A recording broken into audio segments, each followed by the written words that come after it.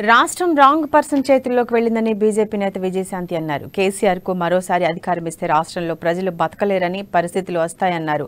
కేసీఆర్ ఒక విష సర్పమని రానున్న ఎన్నికల్లో ప్రజలు ఆలోచించి నిర్ణయం తీసుకోవాలని సూచించారు.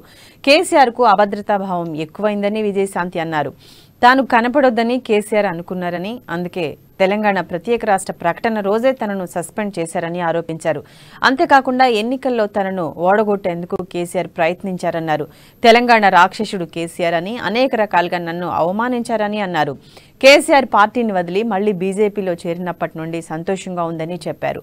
తెలంగాణ అభివృద్ధికి బీజేపీ కట్టుబడి ఉందని, రాష్ట్ర అభివృద్ధికి నిరంతరం కృషి చేస్తానని స్పష్టం చేశారు.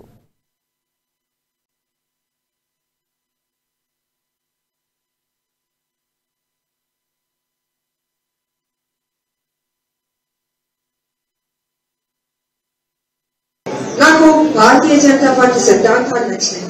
ఒక నమ్మకం ఉంది, ఒక కరప్షన్ లేని పార్టీ, ఒక క్రమశిక్షణ పార్టీ. ఈ పార్టీ తప్పకుండా ప్రజలకు మేలు చేస్తుందని అనుకున్న డిసిషన్ తీసి నా ముందు రెండు విషయాలు ఉండేవి. ఏ నాయకులైనా పదవిని తీసుకోవచ్చు, కేవలం తీసుకోవచ్చు. ఇంకో పక్క తెలంగాణ అన్నది నా మైండ్ లో ఉంది.